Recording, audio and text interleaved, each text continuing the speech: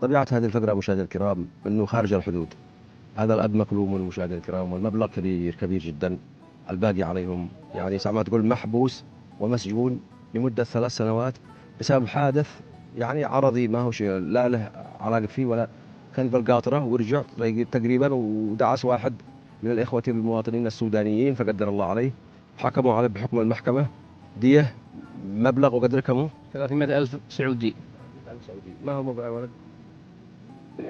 أشتهي أنا ولدي حتى، أنا أقول لك قد اشتكت إليه وحكموا عليه في السجن 300,000، وإحنا الحال مع الله. واليوم قد له في السجن 3 سنوات، وأنا على عمل الفراش مشتاق ليه، وأحسن الله إلى من جزاء الله خير. وأطلب أخواني المواطنين والمقيمين والمغتربين بيد العون من الله يمدوا ولدي حسن. طيب هذا قصة مشاهدينا الكرام، وما فيها أنه هذا المواطن تعرض أنه دهس واحد من الإخوة السودانيين المقيمين في المملكة العربية السعودية، كلهم بيشتغلوا وكان يشتغل في القاطرة. لكن حكموا عليه بحكم موجود، حكم يعني حكم محكم النهائي بدفع مبلغ 300,000. معاهم رقم حساب لكن ما عاد استطاعش ارفع رقم الحساب على الشاشة، لا عاد تتلخبطوش عن رقم الحالة.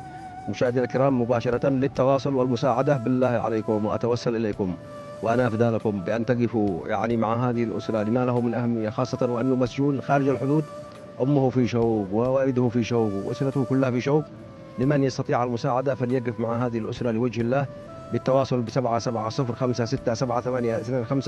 هذا رقم التواصل مشاهدينا الكرام 770582825 لما له من أهمية. نحن عندما نظهر في برنامجنا مشاهدينا الكرام ما بنتغم غمش، احنا واضحين وصريحين، بنضع رقم الحالة على الشاشة. من أراد منكم أن يساعد هذه الأسرة فليفعل مشكورا مأجورا بحوله وقوته.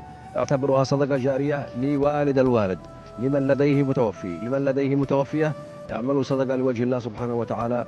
هذا الأخ عبد الحميد الله يحفظه ويجبر بخاطره، الشريف طبعا الذي أحضرهم من مديرية عمران على أساس من محافظة عمران من أجل يسجل معهم خير لوجه الله، لأن قد ضاقت بهم السبل وتقطعت بهم الأسباب، ما عاد لقوش حد يساعدهم. قد ظروف البلد أنتم عارفين ظروف البلد وظروف المجتمع مشاهدينا الكرام، ولذلك تعذر عليهم الحال، ما عاد معهم إلا الله سبحانه وتعالى، وأنتم في الأرض مساعدة لهؤلاء الأسرة. أنا أتمنى عليكم إخوتي المغتربين الكرام لو تبرعتم لهذا المواطن من 100 ريال سعودي حتى عبر رقمه الشخصي الموجود في الشاشة. هذا الرقم يؤهلكم مباشرة مشاهدينا الكرام، هذا الرقم مباشرة يؤهلكم مشاهدينا الكرام للتواصل والوقوف مع هذه الأسرة لما له من أهمية. ما في نفسك يا ولد؟ أنا أريد وأشتي ولدي حتى يخرج، لأنه وقع عليه حادث مروري قلابه من الله، قضاء الله وقدره. وأطالب وأناشد أخواني المواطنين والمغتربين والمقيمين حسب وأنه قد له في السجن 3 سنوات، وأنا مشتاق إليه. والسلام عليكم. ما أعطي نفسك أنت؟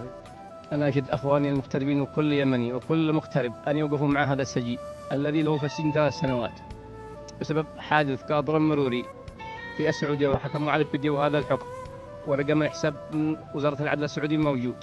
وأرجو من الأخوة أن يتعاونوا معه، وكل يمني غيور وحر أن يتعاون مع هذا السجين الذي لا يجد قوت يومه، دخل من جوع وفقر ضرب لقمة العيش. فأشكر قناة اليمن وأشكر الأخ محمد المحمدي وأشكر كل من قدم وسعى.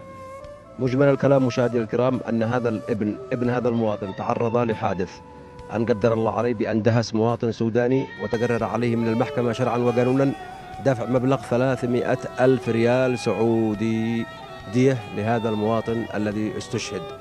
فما عدلها إلا الله سبحانه وتعالى. وأنتم مشاهدينا الكرام قد جمعوا تقريبا مبلغ 144,000 سعودي، باقي عليها الباقي الذي هي 146 أو هكذا 156. أيوة، فالله الله مشاهدينا الكرام، الله مشاهدينا الكرام.